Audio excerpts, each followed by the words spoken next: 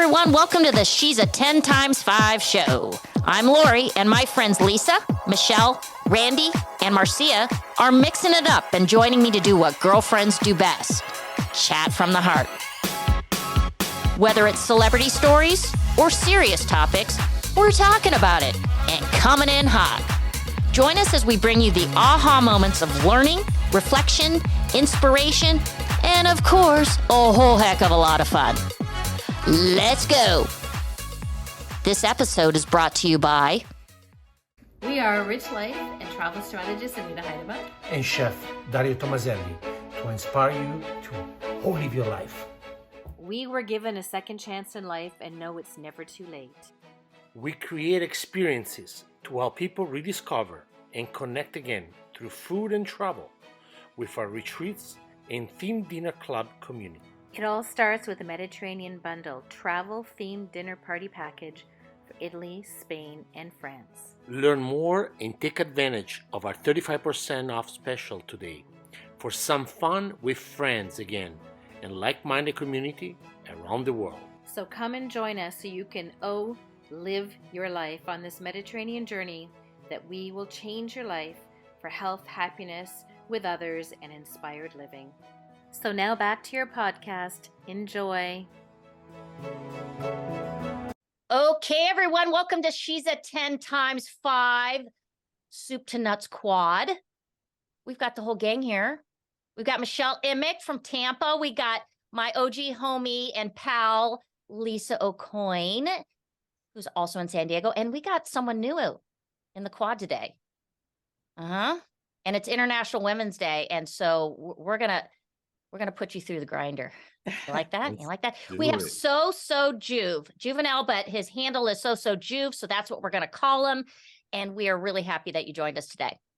Thank you. No, the pleasure is mine. I'm happy to be in the building with She's a 10 times 5. Let's get it. Let's go. Right. Yeah. So Women's International Day is today. When we release this tomorrow, will be past tense, but it is the whole month of March is celebrating women's history. And so I thought it would be kind of cool if we went around the quad and just give a little anecdote of what that means to you. Maybe highlight someone that over the past year, decade, lifetime that has really made an impact. All right, Michelle, start with you, babe. Okay, well, I will say everyone that I have had the opportunity to come in contact with and interview through Ask Us Beauty, because I am inspired every single day with women's stories. And so I'm gonna have to give a shout out to all of the contributors and guests that we've had on our show and on Inside the Magazine. You're welcome, and I accept Zelle. Okay. All right. I had to go there. Plug. All right, Lise, what about you? Well, you know me, I am a forever ever girl's girl, and that comes from my roots, and that not just these roots, but I have so many strong women in my life, and then I went and had 3 girls, and so I've just got a lot of amazing women in my circle and in my friend group, and they inspire me every day. So cheers to my steel magnolias and all my peoples around me. All right, I love that. Okay, SoSo Juv. In true mama's boy fashion, I would have to say my mom. She has been so instrumental in me being the man that I am today. She has taught me some core values that I've just stuck to, and it's just led to a lot of success. So everything goes to my mother there on this beautiful day. That's so great. I love that. Okay, and I have 2 boys, so I'm hoping they one day get in a quad and say those exact same words. There you go. I'm not going to hold my breath, to be honest. I'm going to kind of follow suit with Michelle. I thought about this, and shout out to all of the women that we have been blessed to both interview and have relationships with. I think almost all of our guests we've had continued relationships and support from. And I have the greatest girl squad on the planet. Lisa and I kind of share some of those people, and they have also been just so wonderful to me and supportive. And this whole ecosystem that we've created around She's a 10, I feel like makes me a better person every single day. Yep. Let's go. All right. Are we going to dive into some timely topics, you guys? Let's do it. Okay. first one in the hopper, and I love this topic, and it seems to keep coming up, and Lisa, I know you'll agree, is plastic surgery and cosmetic procedures. I want to know what your thought process is on that. And we're going to start with you, Michelle, because you were in this world for multiple decades. Lay it on us. Well, obviously 20 years of my career, I wrote a book about it. My feeling is do whatever you want for yourself, but just do it for the right reasons. There's just a lot of misinformation out there. So I always tell people, do the research. I know we're going to kind of dive into, men versus women. And just in context, if you look at plastic surgery, less than 10% are males that get cosmetic procedures. So, let's dive into that a little bit more as you kind of go around the horn, ask everybody their thoughts. Okay. All right. I'm going to flip over. I'm going to end with you, Lise. All right, Juvenile, she kind of brought up the men thing. And I think that's a really good thing to talk about, because I would love to know the male perspective on women that do work, and some go and do a lot of work. And why don't men have that same sensibility or pressure to kind of do their tweaks and fixes? So in regards to what I personally like, I prefer a natural beauty. So if you have a flat chest, hey, I will deal with the flat chest. If you have a flat butt, I will deal with the flat butt. It's the enhancements that it no longer becomes natural, because I do believe that you are given what you're given. And I think that at the end of the day, that as a man, you're going to find attractiveness towards it. As a woman, you're going to find a man. There's plenty of fish that are out there. So there is someone for you that is going to like your assets. As far as us having the pressure, of course, men do not have the same pressures as women do, as far as being upstanding, being perfect at all times. Men can be slouches, right? We have this whole movement, the dad bod. Dad bods are in. So now we've created an excuse to just let it hang, because you know what? Dad bods, this is what it's about. So unfortunately, society just doesn't treat women the same way in that aspect. So therefore, we don't feel that same pressure to get surgery done. Gotcha. I think we should bring on the mom bod. We should get that. That's trendy. What is the mom bod? We fix it. Okay, Lise, lay it on me, because I know, you and I do our little tweaks. We do our neurotoxins and whatnot. What's your thoughts? And we have talked about this quite a bit over the course of the past 2 years. Well, I totally agree with SoSo Juv on the male's perspective, that men just from their whole lives have never have to worry about it. They just are never looked in the same way as girls are. I mean, down to the hair, how everything is in place. So that's a pressure they've never had to feel. But I'm with Michelle. You do you. I do believe that, you have to do your homework and you have to do it right. You get what you pay for. I mean, it could cost you your life. Look at this weekend, people going to the to another country to save some money. And it's sad that unfortunately it's not affordable for the most part. It's something that, is not super affordable across the board.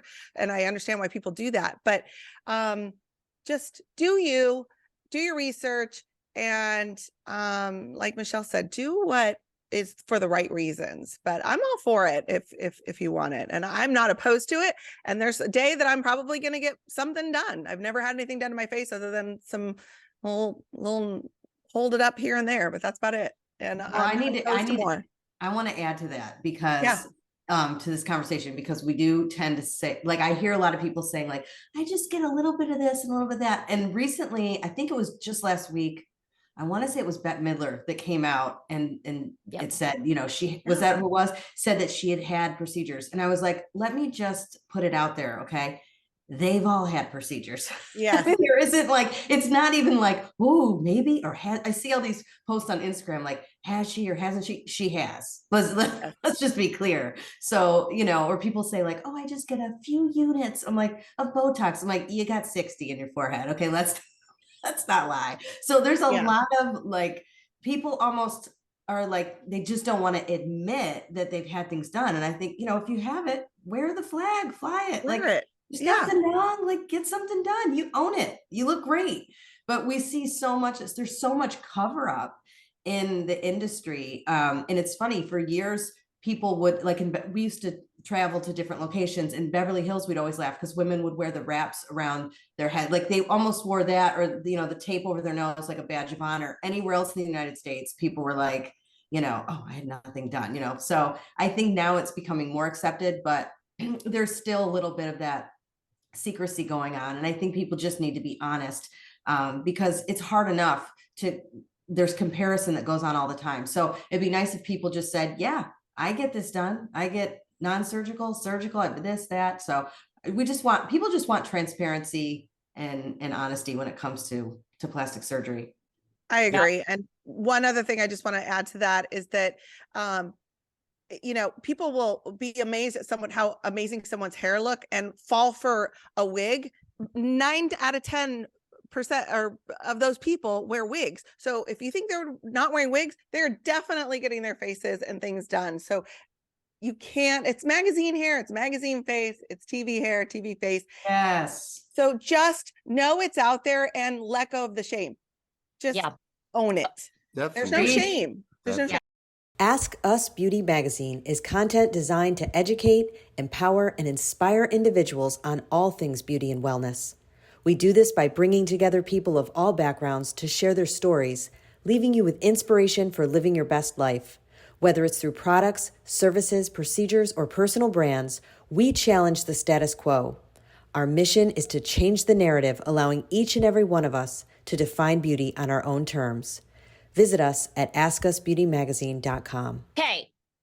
My thoughts on this is kind of a collective agreement. I think that own what you got and do what makes you feel good. My only disclaimer is, and we talked about it, Lisa, on one of our last soup to nuts when we were discussing Madonna. When you take it so far that you become unrecognizable, I think that's a tragedy. And I don't think anyone wants that. So, and I do think that you can become addicted to these little tweaks. You start with Botox, then it's a little bit of this, a little bit of that. And that's where I feel like we need to own it better. And I want to ask one more thing on this, and then we're going to move on. And I'm going to start with you, Juven. Well, SoSo Juv. So sorry. so sorry. Men again, okay. What is it about men that I feel like they get better looking as they age? Am I correct in that regard? And yeah, you know what? Because it's not all about the physical looks per se. It's the maturity behind it. Like, attraction is not just about looks alone, because you've probably met people that look like eye candy but dumb as rocks, and it just lowers the attraction. Whereas with an older gentleman, there's a certain wisdom, there's a certain je ne sais quoi, that they have learned some things. So that maturity has grown, so therefore their attractiveness has grown. Gotcha. Okay. Michelle? I was laughing when you asked the question because I was like, have you been to a class reunion? Before you may take that back. No, I agree. I mean, I think that age and wisdom and confidence, and they got like a swag to them. I look at my husband, I'm like, how are you getting hotter? Like, what's going on? So, yeah, and he hasn't had anything done. So, happy wife for that, but I agree. All right, Lise, close us out on this one. I agree. I think also it's how we're conditioned. We are conditioned to think that way. I think that we've heard it our whole lives. Oh, he's a silver fox. He looks, my mom would talk about certain Burt Reynolds or, Paul Newman, and these were aging men and they're glamorized. And so therefore it's a part of our conditioning of our society. Yeah. That's a normal, acceptable thing. So that's how we see it too. Yeah. I mean, look, talking about, the Oscars last week, right? And look at Clint Eastwood. He's got his fucking pants up to his titties and he's still slinging it, right? I mean, we're still giving him leading roles and everything else. Okay. All right. Next topic. And this one is interesting to me because I recently flew and I kind of had a little bit of a time laps where I could sit back and people watch. And one of the things that I found so fascinating was how many people had high-end brands on their body, whether it was a signature bag, a belt, designer sneakers, whatnot. And I want to know your take on this, because I think certain people can wear brands and it's cool. And some people that try to wear certain, swag get chastised. All right. So Lisa, I'm going to start with you. What's your thoughts there on this whole, we got to wear a brand name on our body? I just think we see it more on celebrities because of social media. It's something that is also more accessible. There's a lot of fakes out there too. I think people want to so badly feel like emulate who they admire in the public eye. And if they're wearing it, I want to wear it too. And maybe they can find a less affordable knockoff or something like that. It's just, I think, something that people use to identify. And then there's those who identify luxury. They want to appear that they have more, or they just like it. I don't know. I really don't know. I don't really put a whole lot of thought into this particular topic because I'm not a super big brand person. I think there's a lot of things that go into it. Okay. Juvenile. SoSo Juv. Yes, I think that I agree with Lisa. It's about status for the most part. Like, let me flash my status. Because I have this brand, you better be coming with a brand on the same level if you're trying to approach me. You need to be on the same level as me. If you're not on the same level as me, it gives me a point or an opportunity to be able to look down or maybe pivot away. So I think it's really about just status, because there could be something that looks just equally as nice, but it just doesn't have the name brand on it, and someone won't rock it over something that really looks hideous. But because it says Gucci on it, hey, I'm going to wear that belt. Yep. That's Gucci. It's Gucci. That's Gucci. Okay, Michelle, what's your take? Okay, so have you guys seen the article or the story about the pop-up shop that sells shoes and they call it Palessi, and they put a price tag on it and it's really Payless? And they bring in influencers and they're like, oh my God, these are the best shoes. And that people are, getting at the register, paying all this money. And then they tell them, they're like, those are Payless shoes. And it just goes to show exactly what SoSo Juv and Lisa said.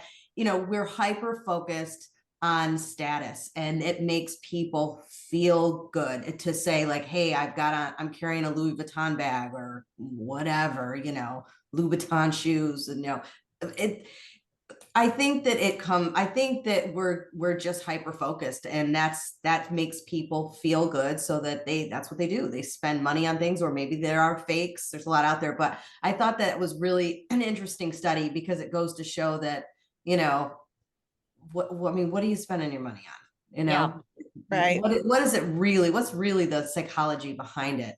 And I think that if you find there's a lot of people who have a lot of wealth that are driving around old beat up cars, and they talk about that that's not where you're going to gain wealth, is buying a $2,500 handbag.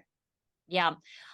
I'm going to close it with this. And the reason why I brought it up is a little bit of a societal thing, is that, we are constantly talked to about, how rough the economy is and how people have student debts. I mean, it's on and on and on, the litany of things that we need to, fix within our society.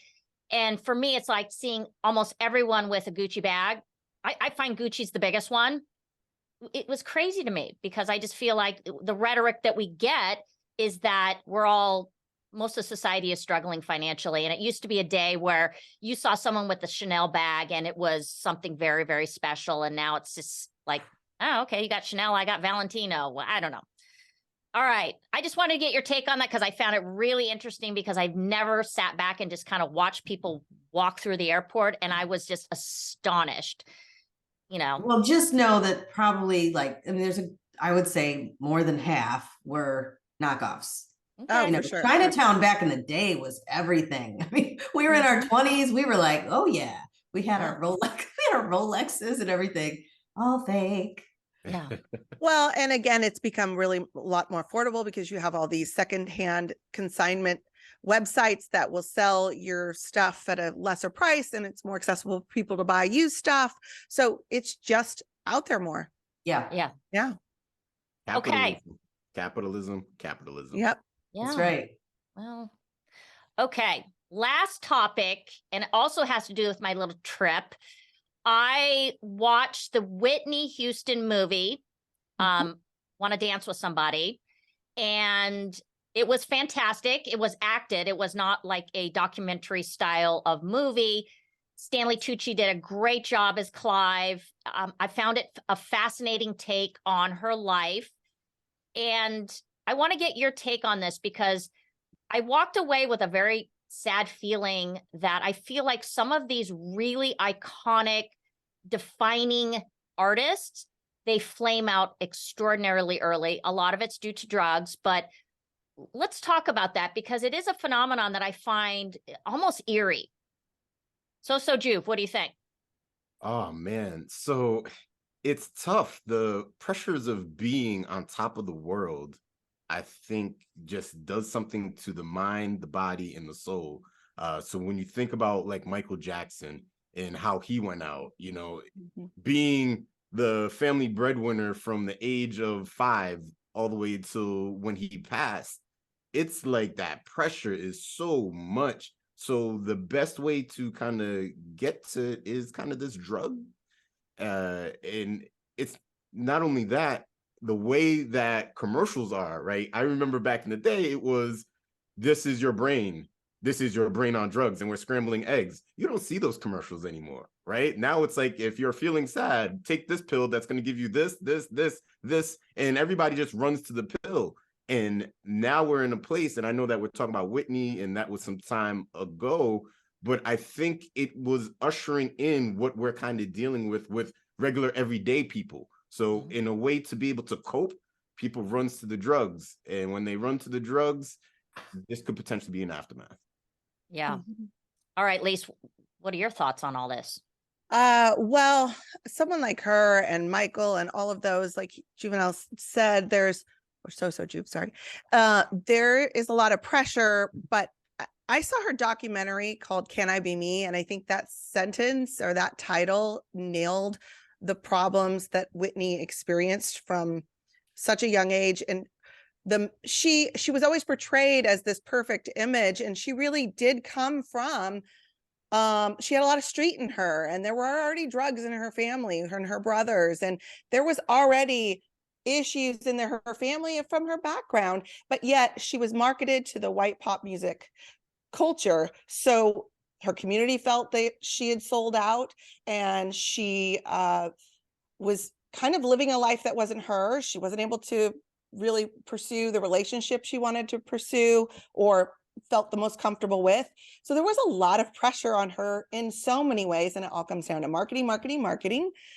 She was marketed to be one way, which was completely different from her roots who she was. And that exacerbated an already pressured situation of being a huge star.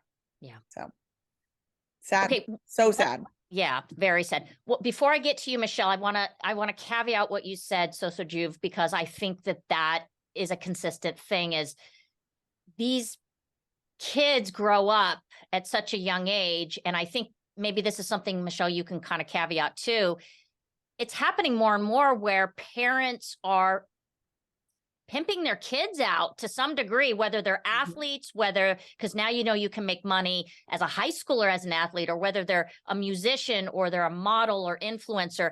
And I do think the pressure of having all of those tentacles to all these family members and friends and people that are relying on you at such a young age to provide adds such a extraordinarily awful dynamic.